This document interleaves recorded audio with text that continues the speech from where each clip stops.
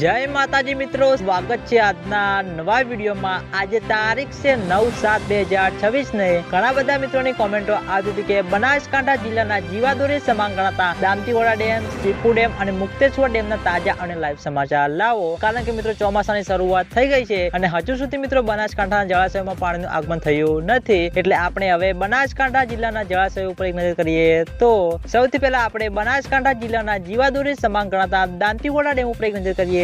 તો ચોમાસાની શરૂઆત થઈ ગઈ છે અને હજુ સુધી મિત્રો દાંતીવાડા ડેમમાં નવા નીર આવ્યા નથી, કારણ કે મિત્રો દાંતીવાડા ડેમના ઉપરલા ભાગમાં જેવો જોવો તેવો વરસાદ પડ્યો નથી અને તેના અંગે હજુ સુધી મિત્રો દાંતીવાડા ડેમમાં નવા નીર આવ્યા નથી। અને હવે આપણે સીપુ ડેમ ઉપર એક નજર કરીએ તો કારણ કે મિત્રો જ્યાં વખતે પણ મિત્રો સીપુ ડેમ તેની સપાટી પ્રમાણે સંપૂર્ણ રીતે ભરાયો નતો અને આ વખતે મિત્રો હજુ સુધી સીપુ ડેમમાં પાણીની આવક શરૂ થઈ નથી અને તેના લીધે ખેડૂતો મિત્રોના મનમાં ચિંતાલાયક પ્રશ્નો ઉભા થવા જઈ રહ્યા છે। અને હવે તેની સાથે સાથે આપણે મુક્તેશ્વર ડેમ ઉપર નજર કરીએ તો જ્યાં વખતે મિત્રો મુક્તેશ્વર ડેમ તેની સપાટી પ્રમાણે સંપૂર્ણ રીતે ભરાણો હતો અને પછી મિત્રો મુક્તેશ્વર ડેમમાંથી પાણી છોડવામાં આવ્યું હતું અને આ વખતે મિત્રો હજુ સુધી મિત્રો મુક્તેશ્વર ડેમમાં પાણીનું આગમન થયું નથી, એટલે ખેડૂતો મિત્રોના મનમાં ચિંતાલાયક પ્રશ્નો ઉભા થવા જઈ રહ્યા છે, કારણ કે મિત્રો ચોમાસાનું આગમન થઈ ગયું છે અને હજુ સુધી મિત્રો બનાસકાંઠા જળાશયોમાં આગમન થયું નથી, એટલે ખેડૂતો મિત્રોની આશા છે કે જેમ બને તેમ ઝડપી બનાસકાંઠા જિલ્લાના જળાશયોમાં પાણીનું આગમન થાય। અને આજના વિડીયોમાં આટલું હતું। તમે બધા અમારી ચેનલ ઉપર નવા હોય તો વિડીયો લાઈક કરી દેજો,